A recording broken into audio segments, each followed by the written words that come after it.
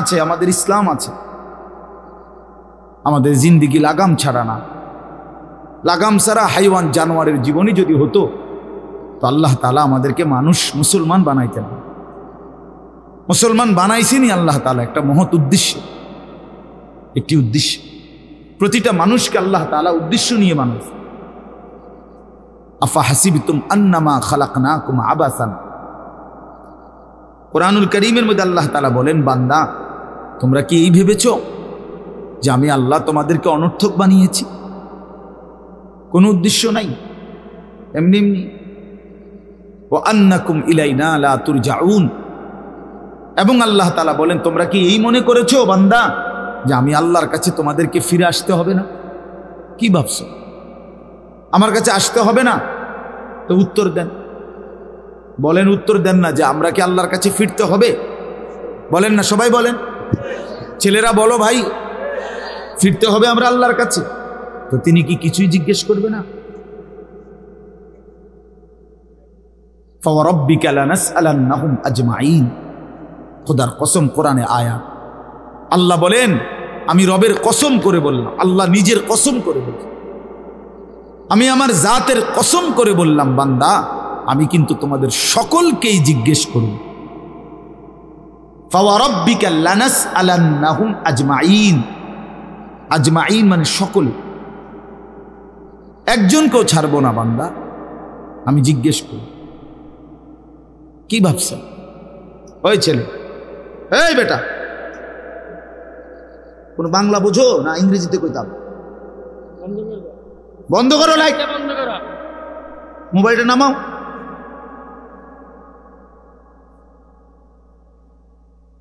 তো আল্লাহ তাআলা বলছেন, ভাই ছেলেরা তোমরাও শোনো, ভাই তোমার কল্যাণের জন্য বলতেছি। আল্লাহ তাআলা বলেন, বান্দা আমি কিন্তু জিজ্ঞেস করবো, একটা সেকেন্ড, একটা নিঃশ্বাস আমার হিসাব থেকে বাদ যাবে। লাকাদ আহসাহুম ওয়া আদ্দাহুম আদ্দা। আল্লাহ তাআলা বলেন, আমি তোমাদেরকে বেষ্টন করে আছি এবং তোমাদের পুরা জিন্দিগি গুনে গুনে রাখছি, গুনে গুনে। হাসি কয়টা, কান্না কয়টা, নিঃশ্বাস কয়টা, হাঁটা কয়টা, চলা কয়টা, হাত নাড়াইছো কয়বার, আল্লাহ বলেন আমার হিসাব আছে।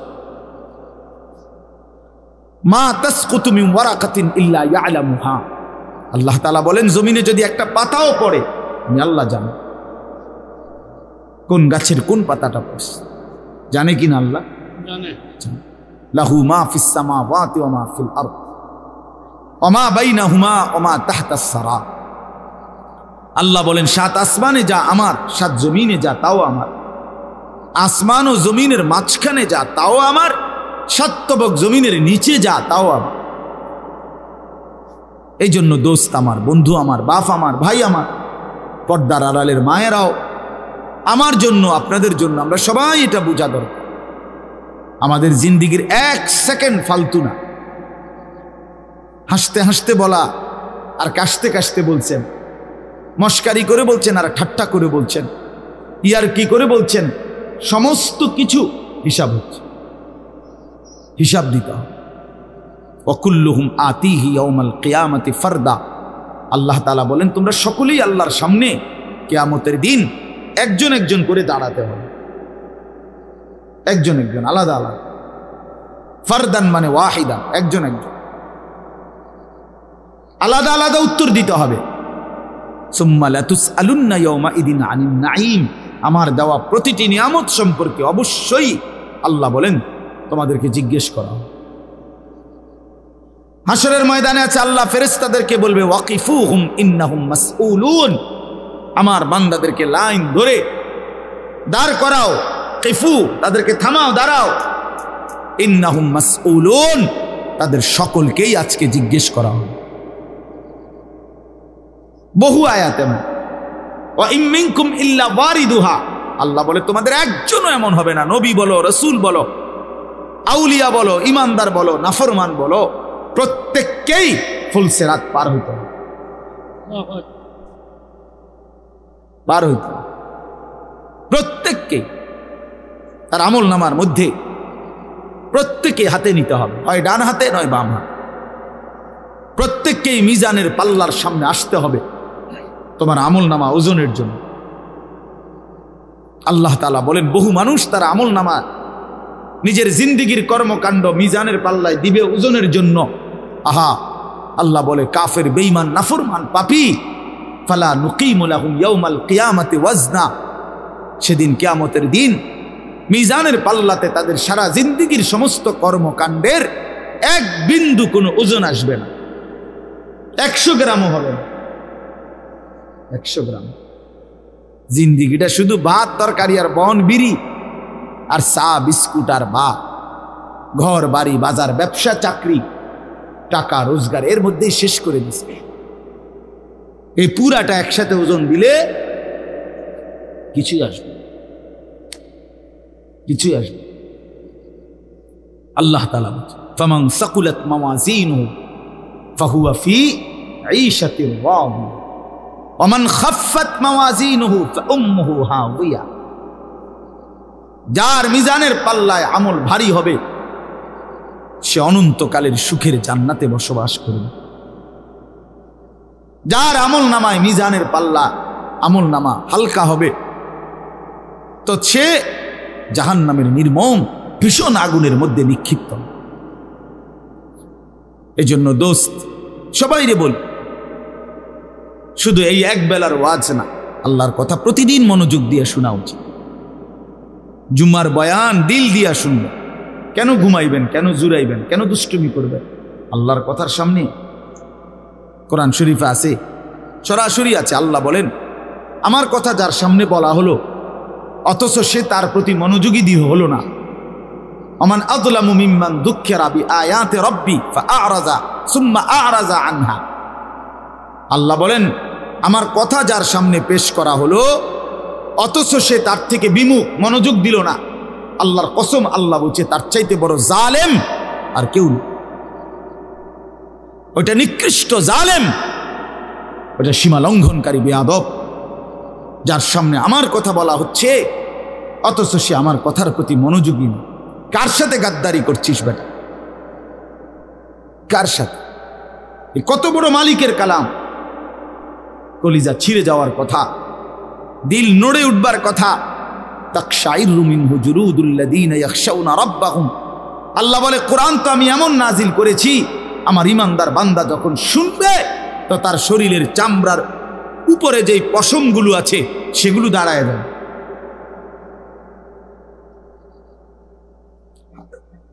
বুঝছে? এই জন্য বাপ আমার, বন্ধু আমার, এতক্ষণ লাগাই আপনাদেরকে এই কথাটাই বুঝাইতে চেষ্টা করলাম।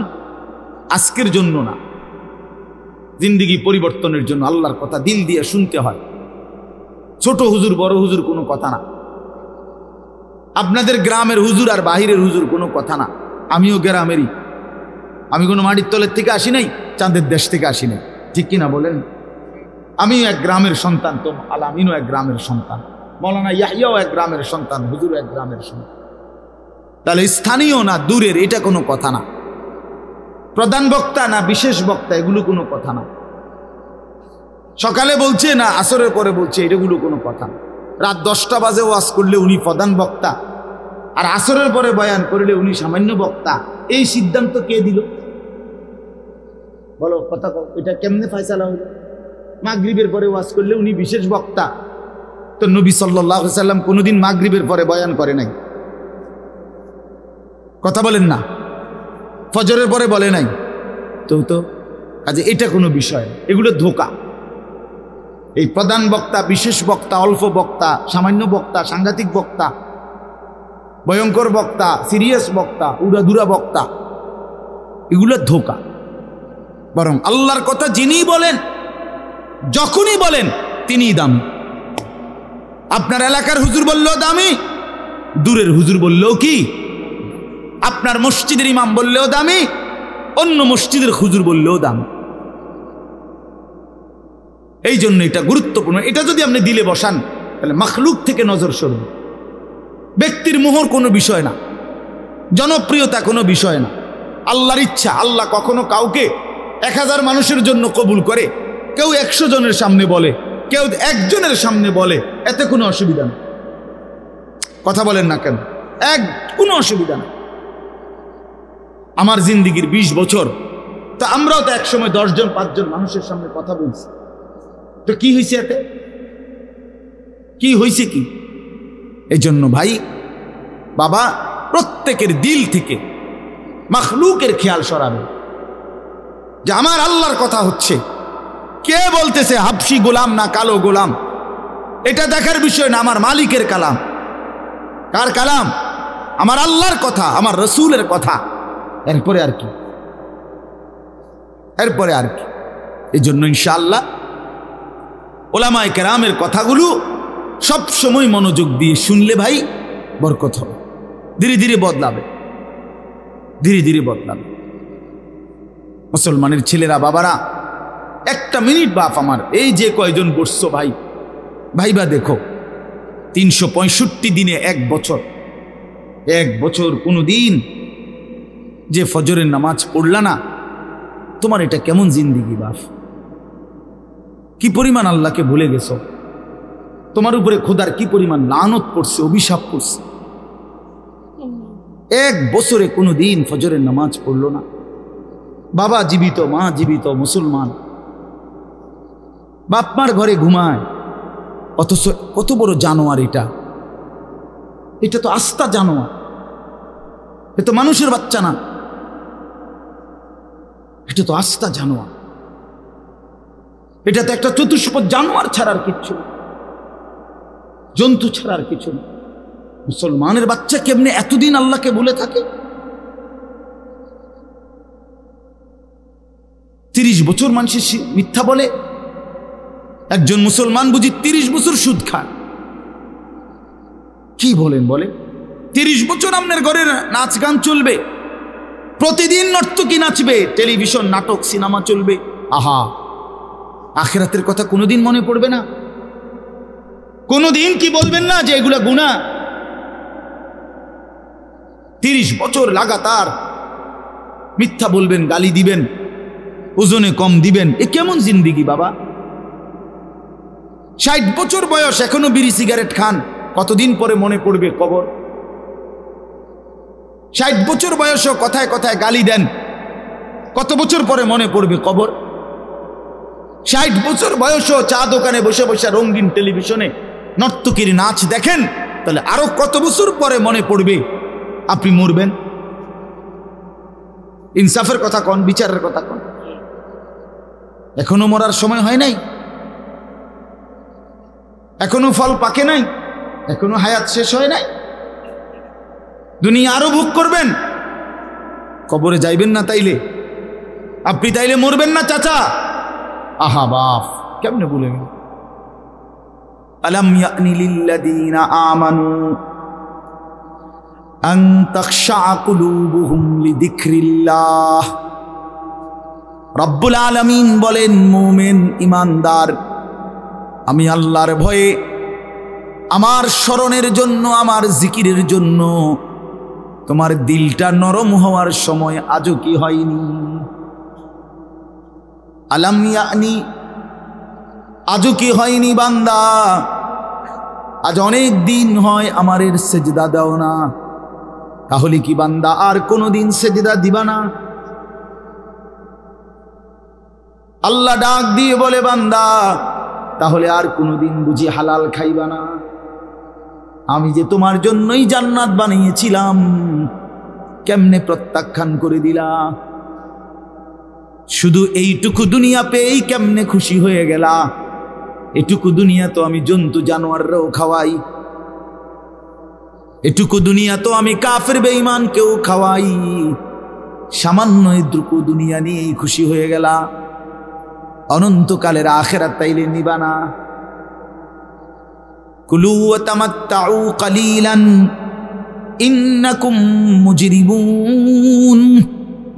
আল্লাহ বলেন, নাফরমান পাপী বান্দা, অল্প সময়ের জন্য দুনিয়া খেয়ে নাও, দুনিয়া ভোগ করে নাও।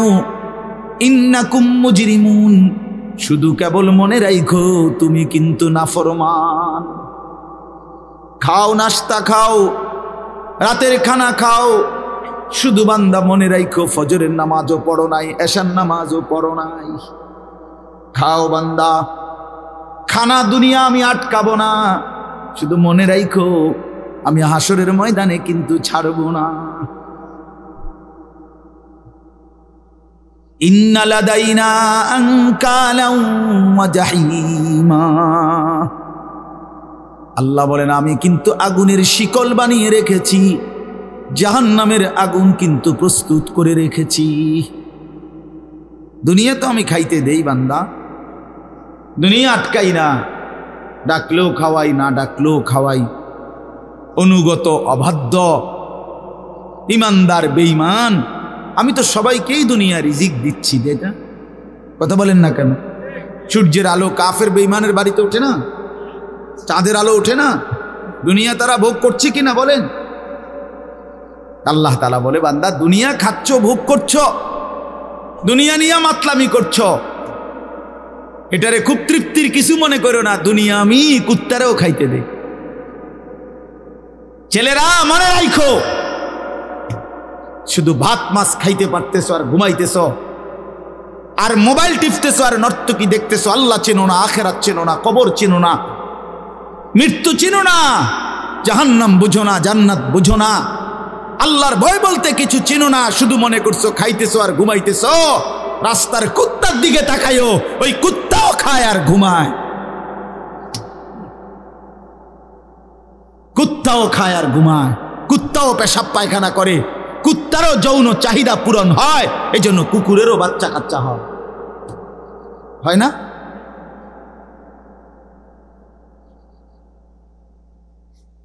আল্লাহকে কেন ভুলে যাব আমরা?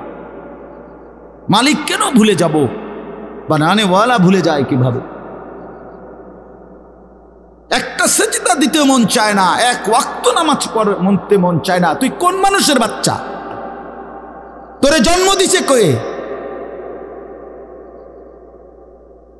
তুই মায়ের পবিত্র দুধের 2 বছর মায়ের পবিত্র দুধের অপমান করলি না ফরমান।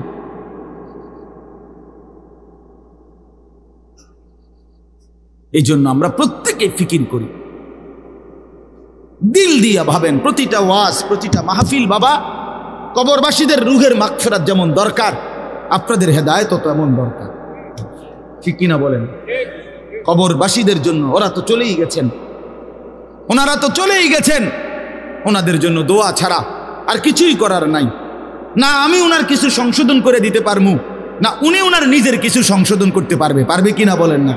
শুধু দোয়া, শুধু দোয়া। কিন্তু আমার হাতে, আপনার হাতে তো এখনো যেটুকু হায়াত আছে, এটুকু হায়াতে সংশোধন করার সুযোগ আছে না? এখন তো আছে, নিঃশ্বাস যাওয়া পর্যন্ত তো সুযোগ আছে বাবা, এখনো তো সুযোগ আছে। আল্লাহ তাআলা বলছেন নবী সাল্লাল্লাহু আলাইহি সাল্লামকে, বন্ধু আপনি আমার বান্দাদেরকে বললেন 90 বছর টানা আমার নাফরমানি করছে, 90 বছর পরেও যদি কোনো দিন বুঝতে পারে, সমস্ত গুনাহ ছেড়ে দিয়ে আর করবে না ওয়াদা দিয়ে, লজ্জিত আর অনুতপ্ত হয়ে যদি এক ফোঁটা চোখের পানি ফেলে, আমি আল্লাহ ওয়াদা দিলাম 90 বছরের গুনাহ একসাথে মাফ করে দেব। আপনি বললেন আমার বান্দারে, ওই যেন কোনোদিন নিরাশ না হয়, আমি আল্লাহ আছি, আমি মাফ করে দেব। তরে বললেন গুনাহ ছেড়ে দিয়ে আসতে, আরে বললেন তওবা করে আসতে, আরে বললেন আর করবে না ওয়াদা দিতে। মস্কারি করলে হবে না। আপনি জানেন আপনি গুনাহ এটা ছাড়বেন না, আপনি জানেন আপনি মিথ্যা বলা ছাড়তেছেন না, সুদ ছাড়েন না, বিড়ি ছাড়েন না, হারাম ছাড়তেছেন না, আপনি জানেন আপনি টেলিভিশন দেখা বন্ধ করবেন না, এরপরে আপনি ডুইল্লা ডুইল্লা কইবেন আস্তাগফিরুল্লাহ। কি আস্তাগফিরুল্লাহ কইলেন? কারে কইলেন? এই মিথ্যাবাদী। আল্লাহ যদি মুখের উপরে বলে এই বাটপার, তুই কারে বললি আস্তাগফিরুল্লাহ? তোর কলজাটা আমি চিনি না? কথা বলেন। মাফ তো চাইবে ওই ব্যক্তি যার বুঝ আসছে যে এটা গুনাহ, আমি ছেড়ে দিলাম, আর করব না, ওয়াদা দিলাম, মাওলা আমি লজ্জিত, আমি মাফ চাইতেছি, আপনি আমারে মাফ করে দেন। আল্লাহ বলেন এমন গুনাহ যদি আসমান পরিমাণও হয় আমি মাফ করে দেব, কিন্তু শর্ত হলো কি করে দিতে হবে? কথা বলেন না, কি করতে হবে? ছেড়ে দিতে হবে, আগে ছেড়ে দিতে হবে, আগে ছাড়ো তো, আর করবা না। বলো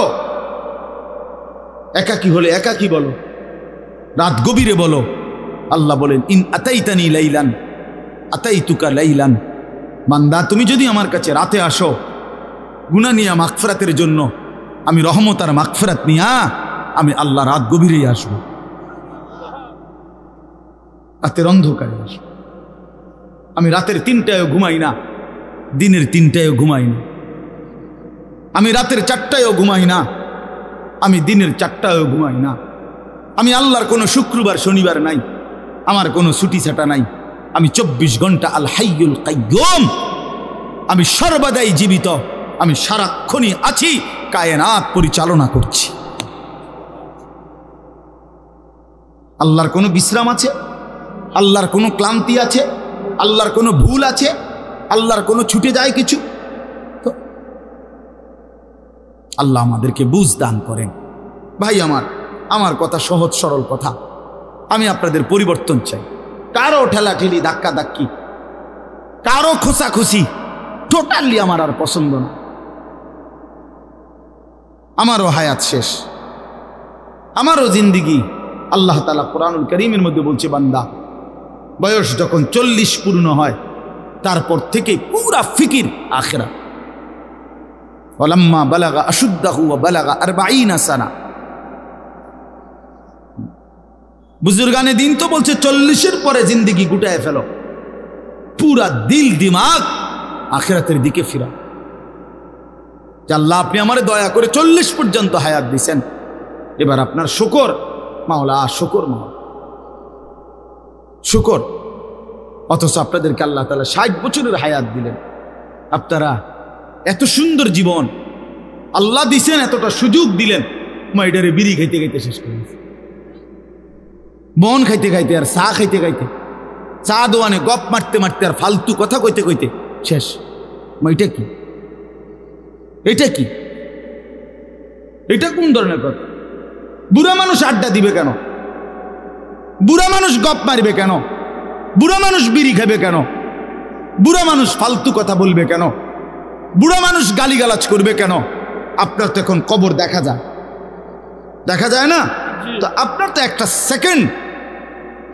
সেকেন্ড নষ্ট না করে উচিত জিন্দিগির এই শেষ সময়টা আল্লাহর তসবিহ, জিকির, কান্নাকাটি, দোয়া এর মধ্যেই লেগে থাকে। এটা উচিত ছিল না? কই, এই খবর তো নাই। আল্লাহ আমাদেরকে বুঝ দান করে। আমি আপনাদের সামনে 3টা আয়াত পড়ছি, আর অল্প একটু সময়। এটা বন্ধ করলো কেন? আচ্ছা, এই 3টা আয়াত পড়ছি আর একটু সময়, এই 3টি আয়াতের তর্জমা শোনাই আপনাদেরকে। কোরআনুল কারীমের 29 নম্বর পারা, 76 নম্বর সূরা। সূরাটির নাম সূরায়ে দাহার। এই সূরার 3টি আয়াত, প্রথম 3টি আয়াত আপনাদের সামনে আমি তেলাওয়াত করেছি।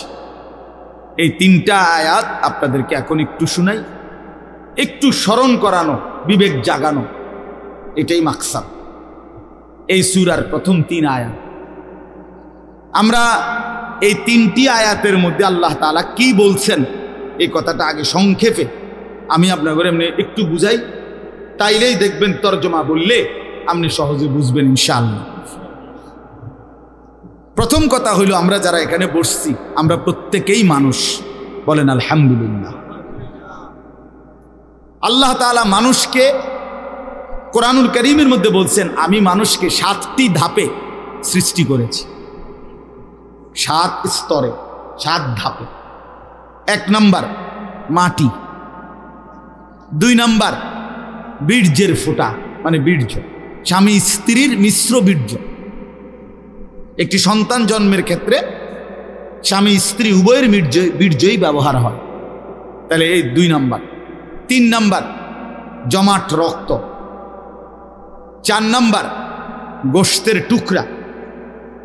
5 নাম্বার হাড্ডির একটা খাঁচা, মানে কঙ্কাল।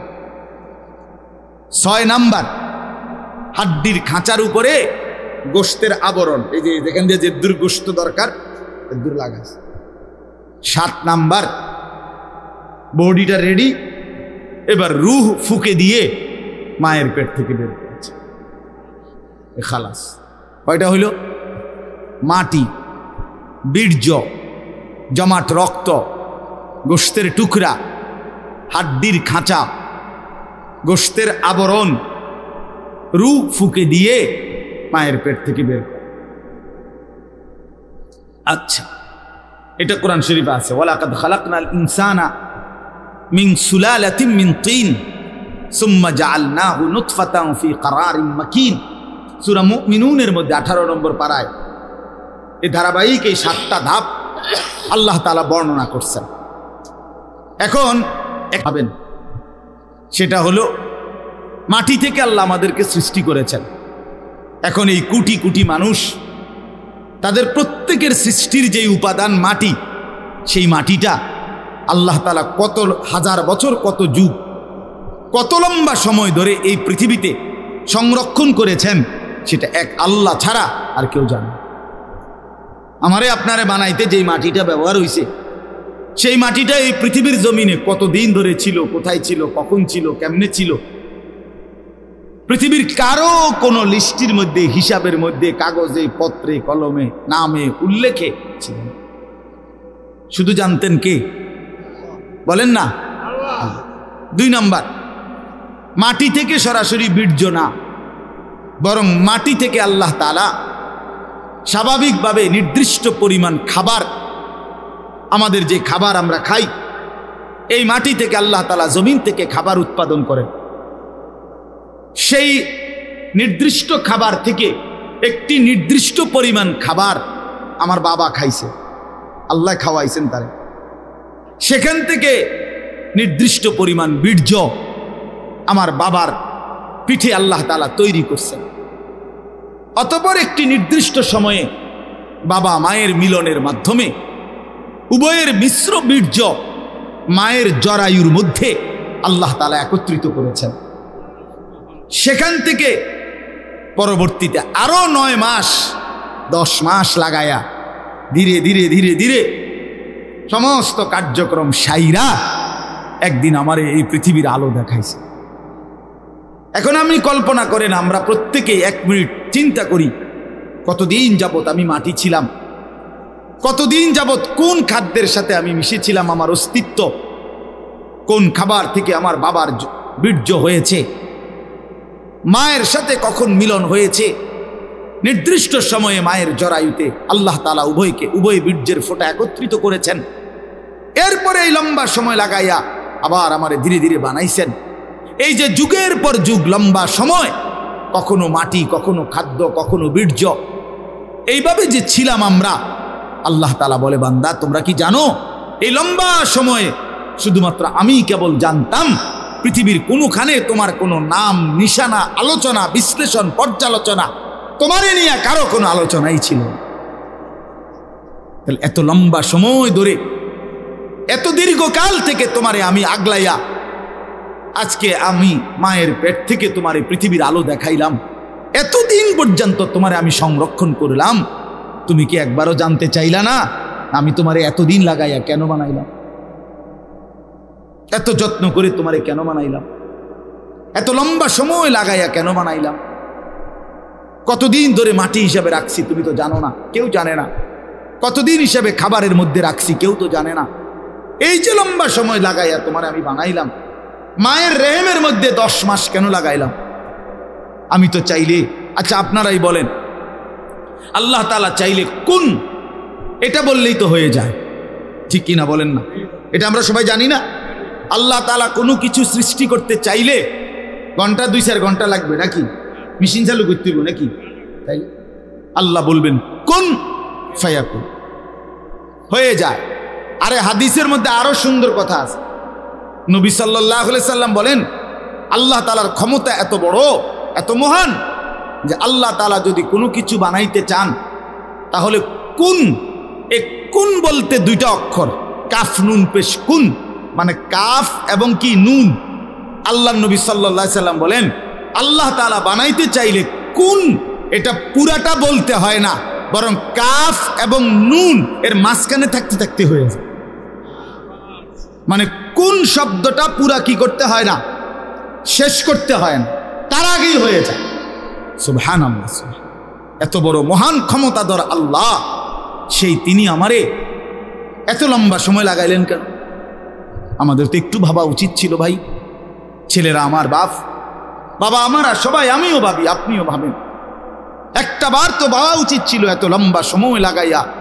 আমার যখন কোনো নাম নিশানা ছিল না, তখন আল্লাহ তাআলা একদিন আমারে বাবা মায়ের মিশ্র বীর্য থেকে ধীরে ধীরে আমারে মায়ের পেটে রেডি করলেন। কেন করলেন? কেন করলেন? বসে বসে মোবাইল টিপবা ভাই? এই জন্য শুধু কেবল নারী দেখবা, নর্তকী দেখবা, সারা রাত উলঙ্গ ছবি দেখবা, জেনা ব্যভিচারের আড্ডায় যাবা, মদ জুয়ার আড্ডায় যাবা, আর অসৎ বন্ধুদের সাথে সারাদিন আড্ডা দিয়ে এই সুন্দর হায়াত, এমন সুন্দর চেহারা, এমন চমৎকার নাক কান হাত পাওয়ালা বডি তিলে তিলে শেষ করে দিবা, নষ্ট করে দিবা।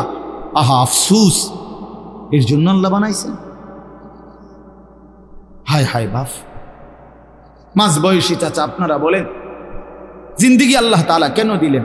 এই শুধুমাত্র 2টা ছেলে বিদেশ পাঠাইলেন, 3টা মেয়ে বিদেশ বিয়ে দিলেন, বাড়িতে একখান ঘর করিলেন, হ্যাঁ, সোফা বানাইলেন, খাট বানাইলেন, কয়টা ফার্নিচার আসবাবপত্র বানাইলেন, খালাস। এরই নাম 60 বছর?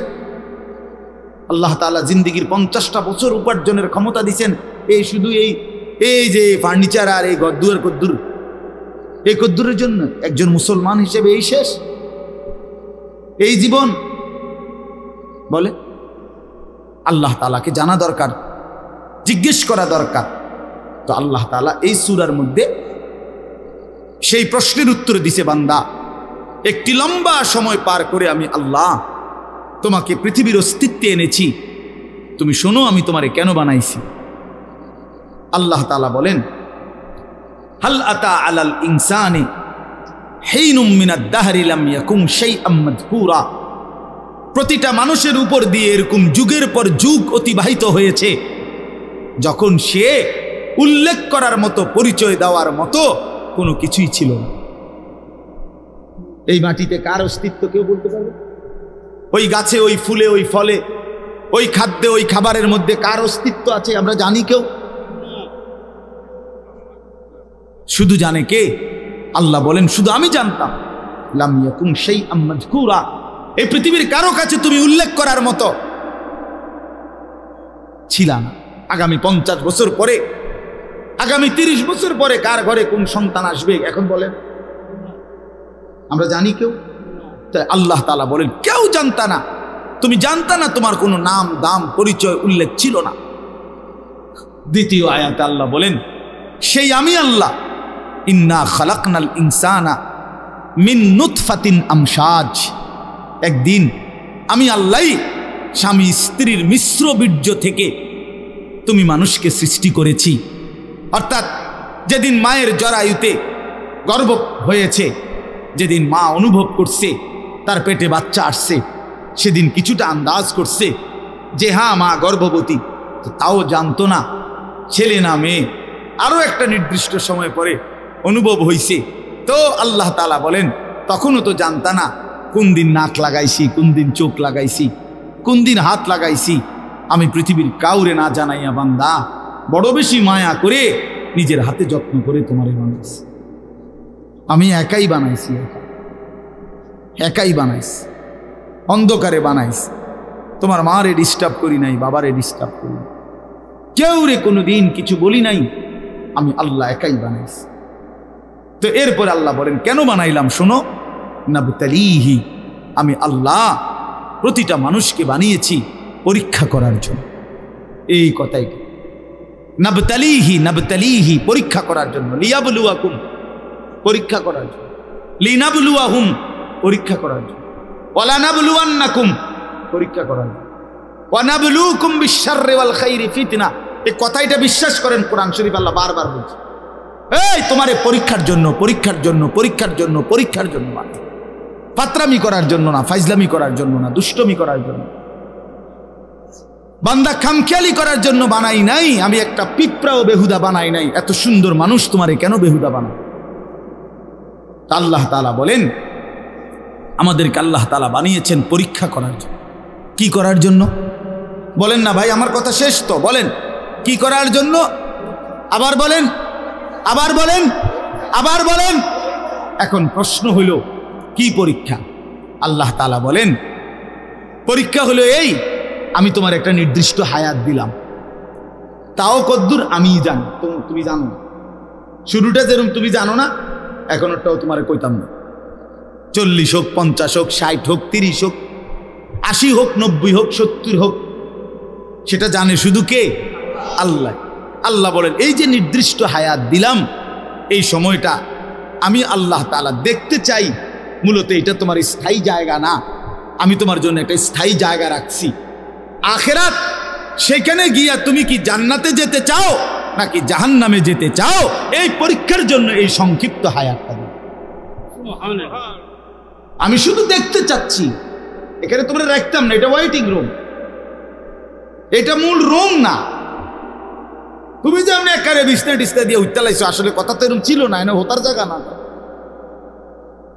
তুমি একেবারে ফাইলিং টাইলিং করিয়া, বিল্ডিং টিল্ডিং করিয়া, দরজা জানালা SS5 লাগাইয়া তুমি যে একটা বুঝ করে লইছ, তুমি তো মনে করছো আমার বাপ দাদা 14 গোষ্ঠী হয়তো মাটির ঘর আর বেড়ার ঘর আসিল দেখে মরিয়া গেছে, কিন্তু SS5 এর ঘরে তো মানুষ মরে না। না না, SS5 এ মরে না। ফাইলিং করলে আর বিল্ডিং মানুষ মরে না। আল্লাহ বলে না বান্দা, অল্প সময়ের হায়াত পরীক্ষা করার জন্য যে আসল হায়াত জান্নাতে যাবা না জাহান্নামে যাবা, এই পরীক্ষার। এখন আসেন শেষ অংশ। আল্লাহ বলেন আমি যদি প্রশ্ন করি আল্লাহকে, তাহলে আল্লাহ ঠিক আছে আমি বুঝলাম, আমারে আপনি পরীক্ষা করার জন্য এই পৃথিবীতে হায়াত দিলেন। কিসের পরীক্ষা? আমি কি জান্নাতে যেতে চাই না জাহান্নামে যেতে চাই, এই পরীক্ষা। কথা বুঝছেন কিনা বলেন? এখন পরীক্ষায় পাশ করার জন্য, পরীক্ষায় উত্তীর্ণ হওয়ার জন্য, জান্নাতে যাওয়ার জন্য, জাহান্নাম থেকে বাঁচার জন্য আপনি আমারে কি কি ব্যবস্থাপনা দিছেন? আপনি আমারে এমনি ছেড়ে দিলে কি হবো নাকি? আমি কই যামু, কি যামু, আমি কিটা করবো, একটা কিছু আমারে বুঝ বুদ্ধি দিতে হবে কিনা বলেন না? তা আল্লাহ তাআলাকে যদি বলেন আল্লাহ পরীক্ষা দিতে আমারে পাঠাইছেন, পরীক্ষা নিতে, ঠিক আছে আমি মানলাম, আমিও চাই পরীক্ষায় উত্তীর্ণ হতে, জান্নাতে যেতে, জাহান্নাম থেকে বাঁচতে। তা আপনি আমার এই জন্য কি দিছেন? এই ভাই শুনেন এই শেষ কথাটা। আল্লাহ তাআলা বলেন আমি 3টি ব্যবস্থা তোমার জন্য, পরীক্ষায় পাশ করার জন্য, জান্নাতে যাওয়ার জন্য আমি আল্লাহ তোমার জন্য 3টা ব্যবস্থা করেছি। কয়টা বাপ? 1 নাম্বার ফাজআলনাহু সামিআন বাসীরা, আমি আল্লাহ তাআলা শুনবার জন্য কান দিয়েছি, দেখবার জন্য চোখ দিয়েছি। তাফসীরের মধ্যে লিখছে অর্থ হলো একটু বিস্তারিত, অর্থাৎ আল্লাহ বলেন যতগুলো হুকুম আমি পালন করতে তোমারে বলছি, যতগুলো বিষয় ছাড়তে বলছি গুনাহ, আল্লাহ বলেন বান্দা কসম তোমার, তুমি চিন্তা করে দেখো আমি আল্লাহ প্রত্যেকটা হুকুম মানার মতো পুরা যোগ্যতা তোমার দেহের মধ্যে আছে। এমন একটা হুকুম আমি দেই নাই যেটা মানার যোগ্যতা তোমার শরীরের মধ্যে নাই, এমন জুলুম আমি করিনি। কথা বোঝেন নাই? এই হলো প্রথম, পরীক্ষায় পাশ করার জন্য আমাকে মানার যোগ্যতা সম্পূর্ণ একটি শরীর, বডি আমি তোমারে দিছি। আমার সমস্ত হুকুম মানতে পারবা, সমস্ত গুনাহ থেকে বাঁচতে পারবা, এই সক্ষমতা আমি তোমার দেহের মধ্যে দিয়েছি। বলে মনে করেন আমারে আপনারে আল্লাহ বলছে রুকু দিতে, কথার কথায়, কিন্তু আমার কোমর মনে করেন আমাদের এইটা বাঁকাই ভাঙে না, কোমর বাঁকা হয় না। তো এরপরে যদি বলতো সেজদা দাও, একটা কলা গাছেরও যদি বলতো সেজদা দাও, একটা তাল গাছেরও যদি বলতো সেজদা দাও, আমারও যদি এরকম তাল গাছের মতো সোজা বানাইতো, যেটার মাঝখান দিয়ে কি হয় না, বাঁকা হয় না, তাইলেন এটা জুলুম হইতো, তাইলেন এটা অন্যায় হইতো যে আল্লাহ আপনি আমার কি করলেন, কইলেন রুকু দিতাম, আমি কেমনে রুকু দিতাম, আমার তো কোমরে বাঁকা হয় না। কথা বোঝেন নাই? আপনি আমারে বললেন সেজদা দিতাম, আমি তো নিচের দিকেই যাইতারি না, আমার দেখ কনুইও ভাঙ্গে না, হাঁটুও ভাঙ্গে না। বলেন এমন যদি হতো তাহলে না জুলুম হইতো? কিন্তু আল্লাহ তাআলা আমাদেরকে নামাজ পড়ার যোগ্যতা আমাদের শরীরের মধ্যে দিয়েছেন কিনা? একটা ছেলে বলো ভাই আল্লাহর দোহাই, এই মুসলমানের বাচ্চা, যদি মার পবিত্র দুধ খেয়ে থাকো, বলো তোমারে আল্লাহ তাআলা নামাজ পড়ার যোগ্যতা তোমার শরীরের মধ্যে দেয় নাই? তাহলে বেঈমান নামাজ পড়ো না কেন? কেন নামাজ পড়ো না? আমি দাঁড় করাই, এখানে তো অসংখ্য ছেলে এখানে আছো, এখন চেহারা দেখলে বোঝা যায় তোমার ওই চেহারার মধ্যে তো হাইওয়ান আর জানোয়ারের চেহারা, যেই হাইওয়ান আল্লাহকে সেজদা করে না। আজকের এশার নামাজ পড়ো নাই, আজকের মাগরিব একটা ওয়াক্ত নামাজ পড়ো নাই, এমন অসভ্য জঙ্গলি এখানেও তো বসে আছো। বেহায়া, লজ্জা করে না? বেহায়া কেমনে ঘুমাইবি বেটা? নামাজ না পড়ে যদি ঘুমাও, ফেরেশতা যদি একটা লাথি মারে, ফেরেশতা যদি একটা লাথি মারে, ফজরের নামাজ না পড়ে যে ঘুমাও, ফেরেশতা যদি একটা ঘুমের মধ্যে রেখে লাথি দেয়। ফেরেশতা ঘুমের মধ্যে রাইখা কোনো জাতিকে ধ্বংস করে নাই? কথা বলেন না কেন?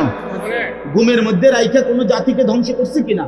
কওমে লুতকে ঘুমের মধ্যে রাইখা ধ্বংস করছে, কওমে সামুদকে, কওমে সালেহকে, কওমে শুআইবকে, এই চারটা জাতিকে আল্লাহ তাআলা ঘুমের মধ্যে রাইখাই শেষ করবে। আল্লাহ আমাদেরকে মাফ করে দেন। আমার কথা রাগ করো না ভাই, উদ্দেশ্য তোমার লগে কোনো ঝগড়া করা না, আমি কোনো কাজে লাগছি না, ঠিক কিনা বলেন না কেন? মাকসাদ কি আপনাগুলোকে আমার ঝগড়া? দীর্ঘ 20টা বছরের বেশি হবে, আজ থেকে 20 বছরের উপরে হবে এই জমিনে আমার আসা যাওয়া, সুখে দুঃখে আনন্দ বেদনায়, মূল্যায়ন অবমূল্যায়ন, সর্বাবস্থায় আমি আসছি আল্লাহর দয়ায়। বলেন আলহামদুলিল্লাহ। আলামিন আমার কাছে মাদ্রাসায় গেছে, হয় আমার অনেক অনেক মহব্বতের ছাত্র। প্রতিটা ঈদ, রমজানের ঈদ, কোরবানির ঈদ, আমার একমাত্র ছাত্র হয় এই ছাত্র, এই আলামিন, হে একমাত্র আমার একজন ছাত্র ব্যতিক্রম, যার একটা আমল আমি সবসময় বলি যে প্রত্যেক ঈদের দিন হয় আর কেউ ফোন করুক বা না করুক, হে আমারে ফোন করে,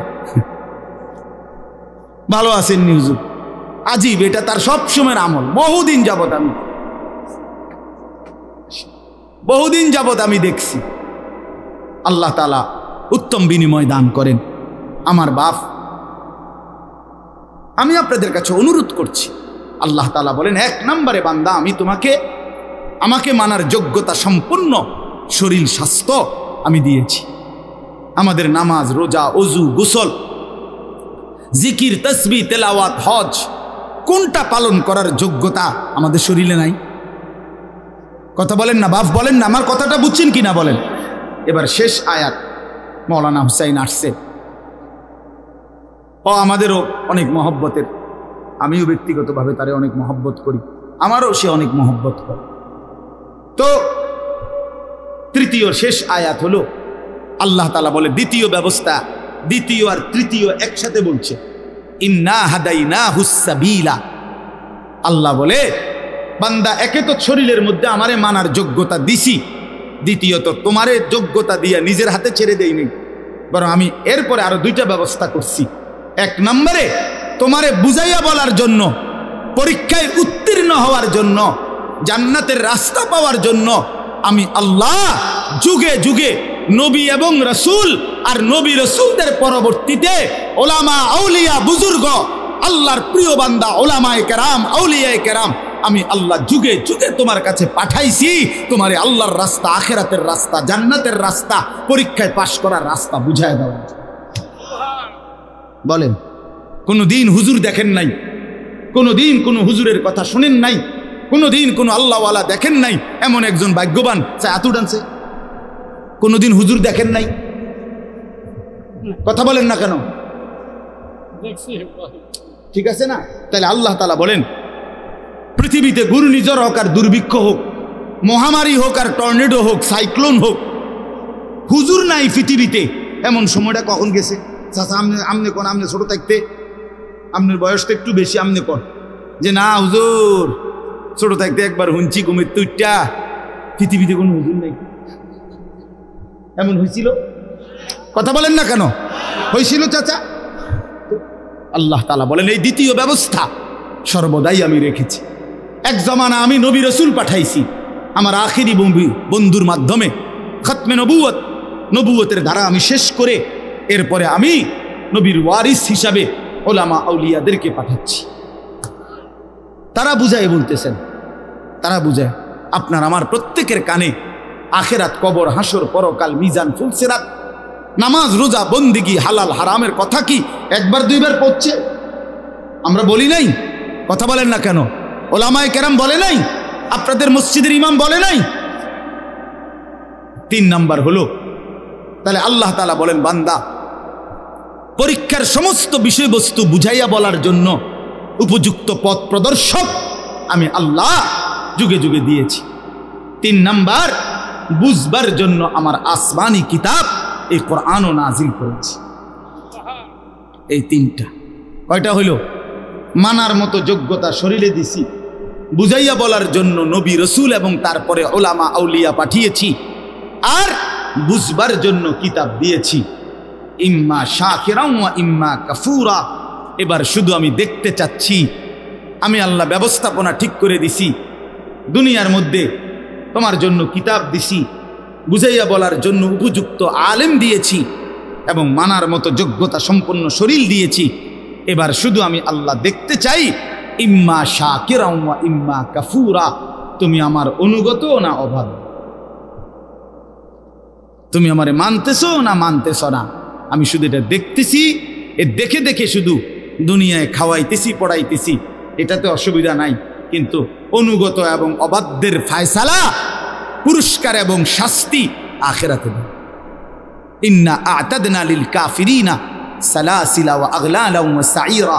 এর পরের আয়াত আল্লাহ বলে, প্রতিটা অবাধ্য নাফরমান বান্দার জন্য আগুনের শিকল, আগুনের বেড়ি, জাহান্নামের আগুন রেডি রাখছে। ইন্নাল আবরারা ইয়াশরাবুনা মিন কাসিন কানা মিজাজুহা কাফুরা। আর প্রতিটা নেককার অনুগত বান্দার জন্য কাফুর মিশ্রিত সুগন্ধিময় শরাব আমি আল্লাহ আপ্যায়নের জন্য জান্নাতে রেডি রাখছি। রেডি, কথা শেষ আমার। অতএব বন্ধু আমার, বাপ আমার, আপনারা প্রত্যেকে মৌলানার কথা শুনেন, একসাথে দোয়া করে তারপরে যাইয়েন। কষ্ট করছেন, একটু সময় আরো বসেন। তা আপনাদের কাছে আমার অনুরোধ হইল, আমি আপনি প্রত্যেকেই নিজের হায়াত নষ্ট করেন না। আমরা কেউ আরেকবার ফিরবো না, ফিরবো আবার আর ফিরবো আমরা কোনোদিন না রে বাপ, দুনিয়া একবারই আসা হয়। এজন্য দয়া করে হায়াতের কদর করে আল্লাহর হুকুম, রাসূলুল্লাহ সাল্লাল্লাহু আলাইহি সাল্লামের তরিকা, এর উপরেই জিন্দেগি কাটাবার চেষ্টা করেন। আল্লাহ তাআলা আমাদের প্রত্যেককে তৌফিক দান করেন। আজকের এই মাহফিলকে আল্লাহ তাআলা ভরপুর কবুল করে নেন। আগামী দিনেও এই মাহফিলের হসনে ইন্তজাম, সুন্দর ইন্তজাম করার তৌফিক দান করেন। আমিন। সুবহানাল্লাহি ওয়া বিহামদিহি। আলহামদুলিল্লাহ।